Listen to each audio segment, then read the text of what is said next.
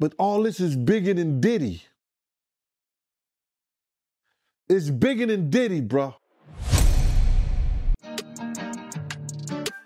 Mousse, mousse, est là pour mettre en lumière les mauvaises personnes, les fous, fous. Faites entrer les gros tarés, de savoir ils vous éclaboussent, mousse. Mettez-vous à l'aise car là, on va se régaler, mousse. Abonnez-vous et likez si vous avez kiffé. Ouais, c'est Mousse, bienvenue aujourd'hui pour une nouvelle vidéo et j'espère que tout le monde va bien. Messieurs, dames, à partir d'aujourd'hui, on part en eau trouble. Le 27 mars 2024 à 18 h sortait une vidéo sur P. Diddy. C'était une vidéo pour réagir à son actualité et à son arrestation. Mais en dessous de cette vidéo, j'avais laissé un commentaire épinglé. Voulez-vous une vidéo plus longue sur P. Diddy et ce qui l'entoure? Et vous avez été 500 à liker ce commentaire. Et on va dire 90 à le commenter. Et depuis tout ce temps, et comme avec de nombreux sujets, j'attendais le timing. Et là, vu l'actualité autour de Puff Daddy, je crois que le moment est venu. Avant de partir pour cette série de vidéos sur l'ancienne star du rap US, c'est le moment de soutenir la chaîne et moi-même en mettant votre plus gros pouce bleu, votre meilleur commentaire. On n'oublie pas de s'abonner en activant la cloche pour pas rater les prochaines vidéos, très important. On vient me follow sur Insta pour ne pas rater toutes mes actualités. On s'abonne à la chaîne secondaire, on me rejoint sur Twitch où je live tous les dimanches soirs à 21 h 30. Bon, j'avoue que je suis un peu un menteur, ça fait déjà 2 dimanches que je fais sauter le live parce que je suis en pleine préparation, mais normalement, je live le dimanche à 21 h 30. Et maintenant que tout ça est fait, tu vas te chercher à boire, à manger, tu te mets à l'aise, et moi je m'occupe du reste. Alors, je me suis longtemps demandé quelle était la meilleure manière d'aborder cette série de vidéos sur Puff Daddy. Et je pense que le mieux, ça va vous paraître logique, mais ça a été peu fait au final, c'est de commencer par le commencement. Parce qu'en ce moment, on parle énormément des polémiques autour de Sean Combs, que vous connaissez sous le nom de P. Diddy, mais au final, peu de gens connaissent sa vie et je vais m'inclure dedans. Je connais quelques trucs de sa vie, mais pour comprendre comment il en est arrivé là, c'est peut-être important de comprendre qui il est, qui il a été et qui il est devenu. Donc c'est parti, commençons par l'histoire de Puff Daddy.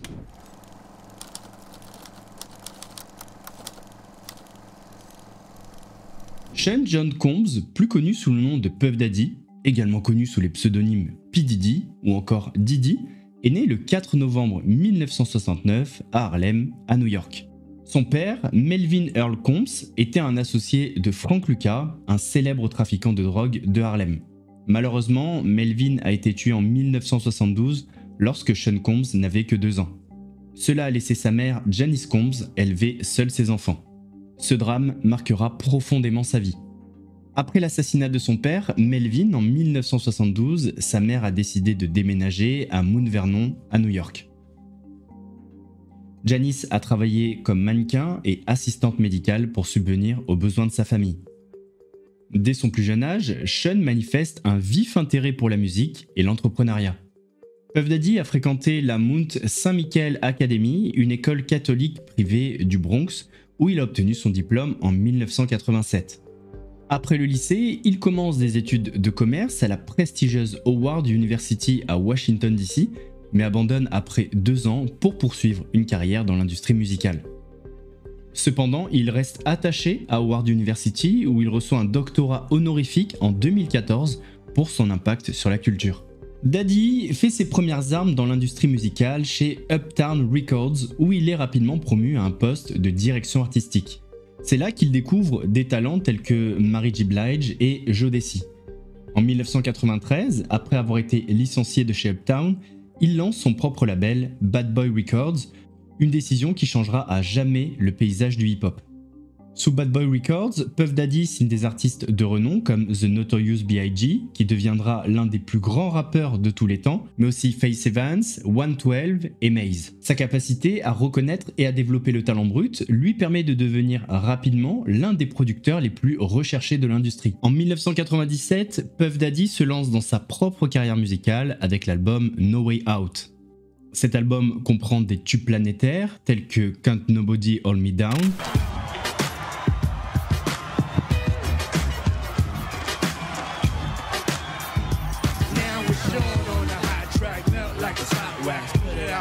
stores bet you can shop that. Need a player with a hot hat, frontin' like that boy ain't got track. Play him, stop that. No guy slicker than a young fly mister. Nickel 9 liquor, plus you die quicker. Hit Fed time, out of town, pop flipper. Turn Cristal into a crooked eye slipper.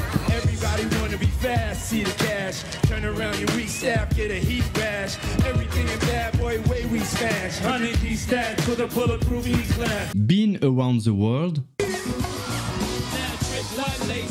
They were made so got a lot of girls that love to replace you. Tell it to your face, not behind your back. Names talk, say what? Never mind that. Funny, never mind that. Pull dime sacks, right high stuff that make them people say rewind that. People know, you go against the Harlem, nigga low, get your hoes, take it low, make the girls, go. Come on, brother, get money for money, black guys and gents. Ride with the twist, that be 35%.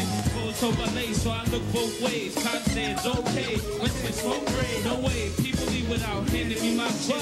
Got plans to get my land in my six. Et surtout I'll Be Missing You, un hommage à son ami et protégé The Notorious B.I.G., assassiné la même année.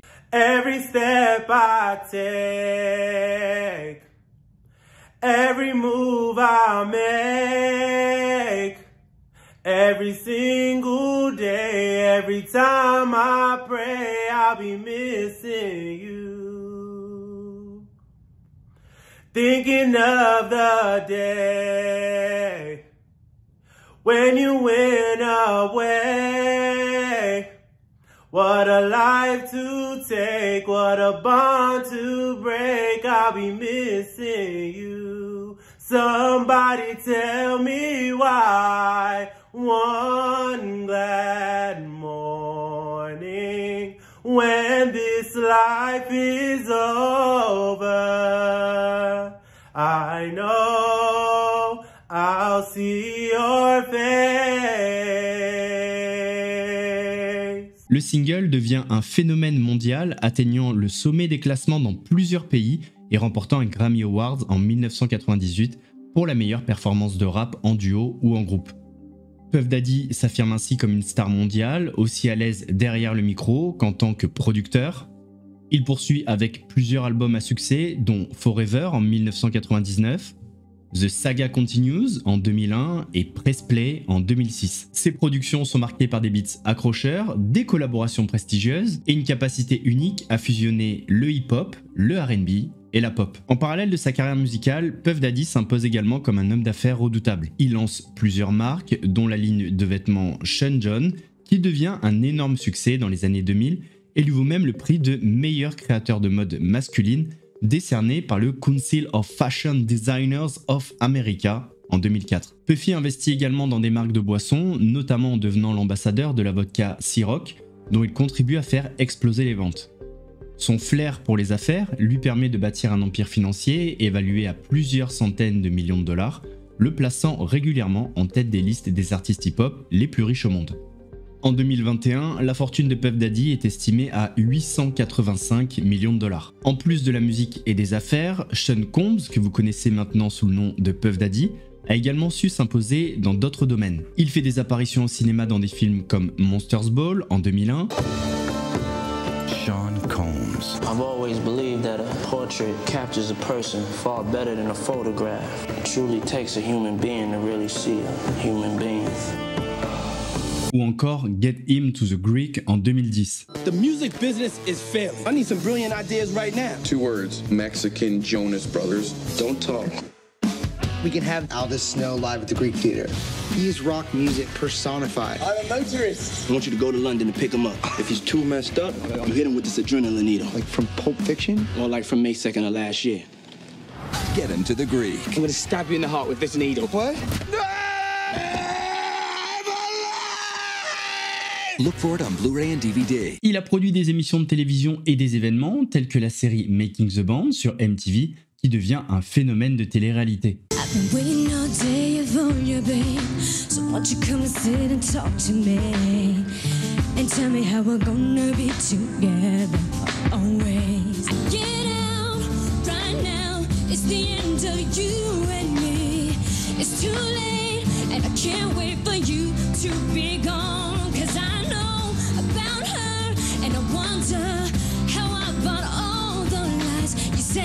You would treat me right, but you was just a waste of time.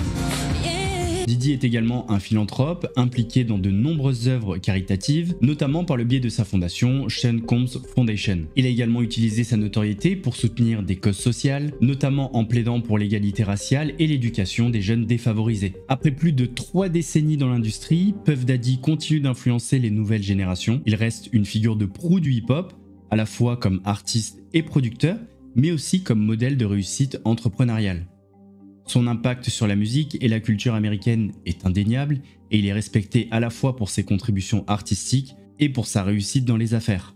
De Puff Daddy à Diddy, son parcours est celui d'un homme qui n'a jamais eu peur de prendre des risques et de se réinventer. Son héritage ne se limite pas à la musique, il incarne le rêve américain, celui d'un enfant du ghetto devenu l'une des personnalités les plus riches et influentes du monde. Enfin, ça c'était avant.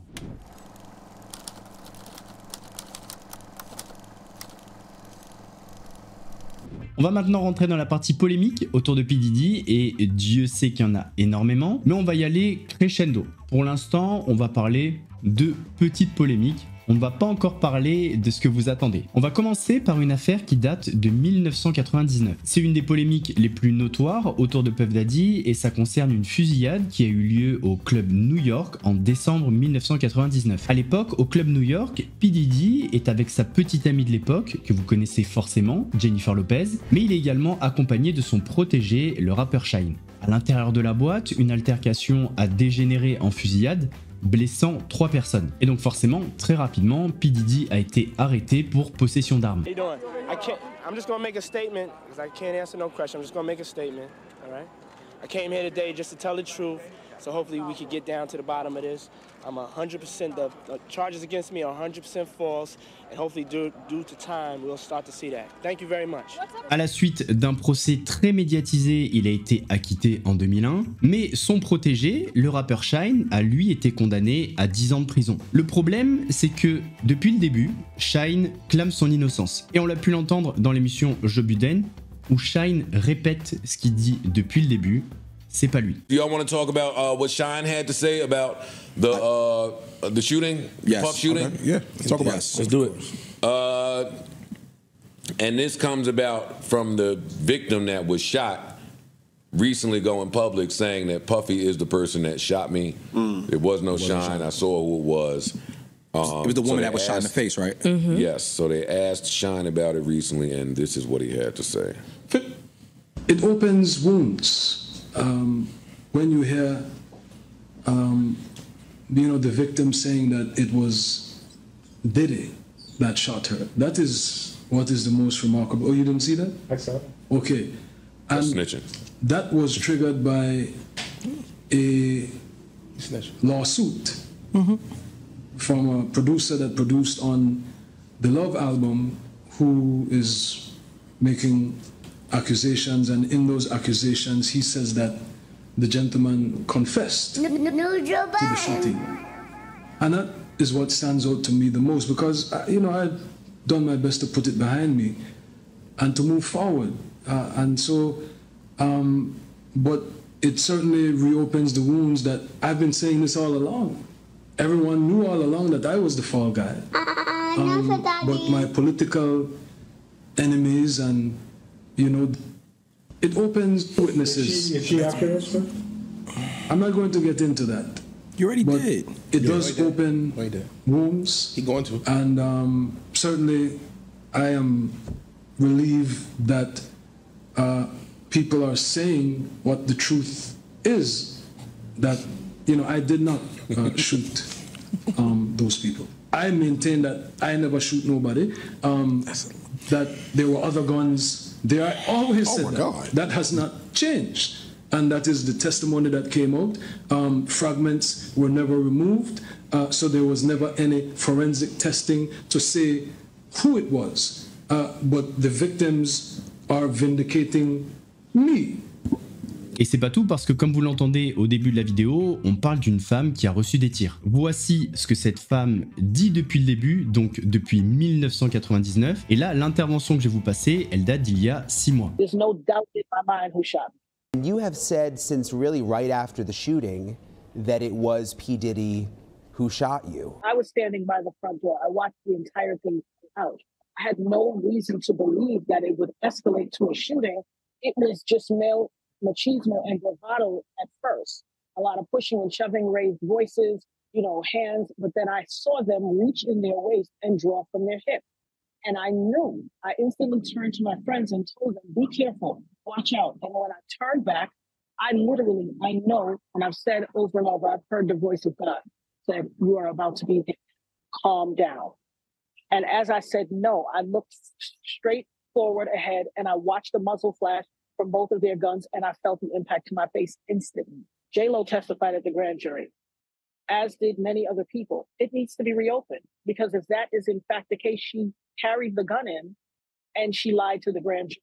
En fait, il existe deux grosses rumeurs, deux théories qui expliqueraient l'impunité de Diddy, et vous allez le voir dans d'autres affaires. La première, ça serait qu'il serait un indique. Ça avait été dit par certaines personnes, dont son ancien garde du corps, mais son ancien garde du corps avait aussi parlé d'une autre théorie, et celle-là, elle a beaucoup de sens avec les affaires qu'on voit aujourd'hui. Ce serait que grâce à ces soirées olé olé et surtout grâce à un procédé, le fait de filmer les ébats, eh bien Sean Combs aurait en sa possession des vidéos qui pourraient devenir gênantes. On peut penser notamment à des personnes qui travaillent dans la justice, comme des juges, mais aussi à des politiciens, notamment à New York. La personne que vous allez voir, il s'appelle Jen Deal, on s'en fout, et c'est son ancien garde du corps dans les années 90. Donc autant vous dire qu'il a vu et qu'il sait des choses.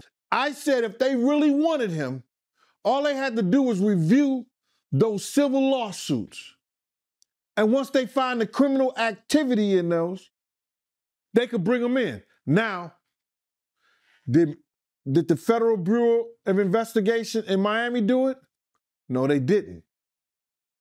Did California do it? No, they did not.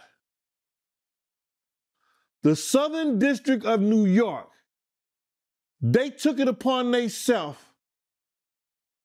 and put on that raid and everything based on the information they found in Cassie lawsuit and the information they found in Little Rod lawsuit. But all this is bigger than Diddy. It's bigger than Diddy, bro. Because you know who else they was doing investigation on during that whole time period? It was the mayor and the politicians in New York City. They turn around and give him the key to the city. All the mayor people that he brought on here in New York City are all resigning. They all resigning. People ain't gonna tie this together, but if you look at it, you have to say, because of Mayor Adams and his relationship with Diddy, it brought on the Southern District of New York to start investigating Diddy on civil lawsuits that was put against him. Et ça, c'est vrai que ça peut avoir du sens quand tu repenses au procès sur la fusillade en 1999, où son petit protégé, le rappeur Shyne, clame son innocence depuis le début. Pas de preuves médico-légales, une des victimes qui accuse Puff Daddy, et au final, il est acquitté, et Shyne est condamné à 10 ans de prison. Où s'est passé ce procès ?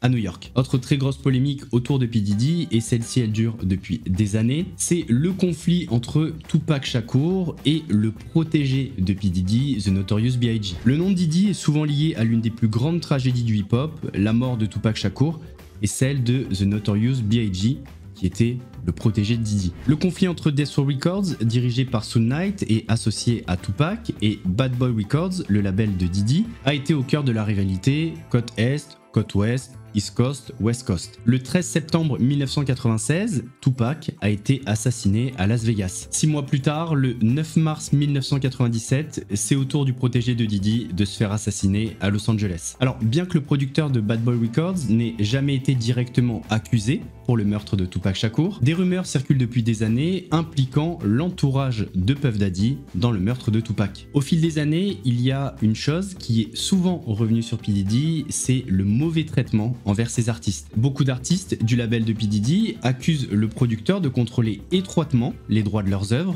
et que cela les avait empêchés de tirer profit de leur musique. Et l'exemple le plus retentissant, c'est avec le rappeur Maze. Rappeur avec qui il a fait 2 tubes planétaires sur son premier album en 1997, No Way Out. I never got paid what I was worth and I never got the respect I was worth. So the disdain that I got for Puff is more like, you trying to keep me here, nigga?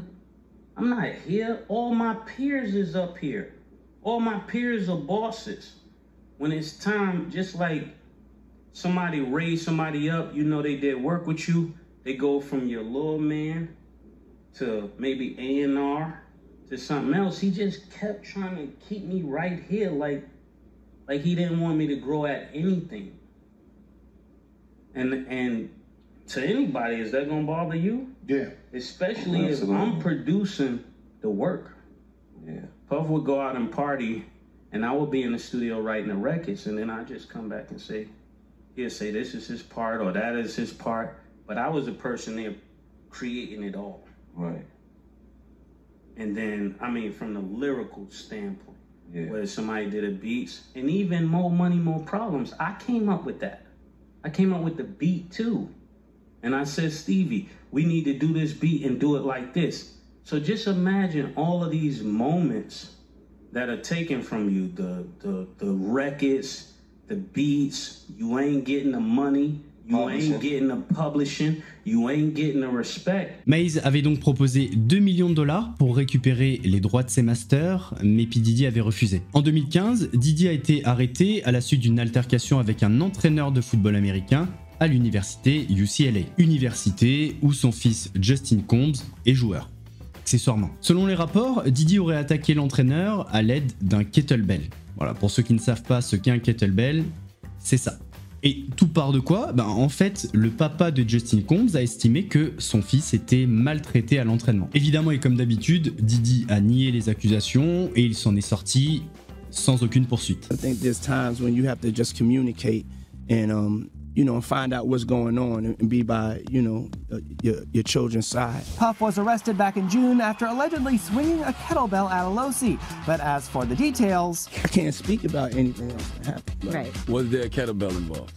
I went there to communicate. En 2022, Puffy avait également été poursuivi par une ancienne nounou. Celle-ci l'accusait de licenciement abusif. La plaignante affirme avoir été renvoyée après avoir révélé à son patron qu'elle était enceinte. Forcément, cela soulevait des questions sur d'éventuelles discriminations. Voilà un petit peu quelques polémiques hors ce qu'on lui reproche actuellement. Mais ce qui est surtout à retenir, c'est l'impunité dont bénéficie Puff Daddy. Ça, on le voit au cours de nombreuses affaires et ça se manifeste quasi tout au long de sa vie, tout au long de sa réussite, on va dire. Et s'il en est arrivé là, c'est qu'à mon avis, il a dû très lourd sur des gens assez haut placé. La semaine prochaine, on va attaquer dans le vif du sujet, on va parler de l'affaire Cassie notamment. Il y a un document de plus d'une 30aine de pages, donc on va vraiment le décortiquer parce que moi-même ça m'intéresse, j'ai déjà vu des passages, mais je suis pas allé au fond des choses, si je puis me permettre. Et ce qui est intéressant dans le fait qu'on prenne son temps comme ça, c'est qu'en fait il en sort quasi tous les jours. Donc ça va nous permettre au fur et à mesure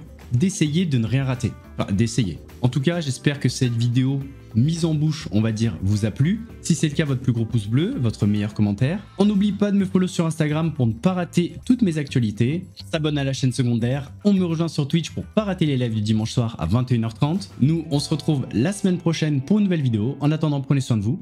Mousse vous salue. Mousse et sa moustache, c'est la classe, elle est à pull. Traquer les influenceurs qui appellent son murmureur avec son style et son panache. Il éclaire nos écrans, il dit tout haut ce que tout le monde pense tout bas, tout simplement.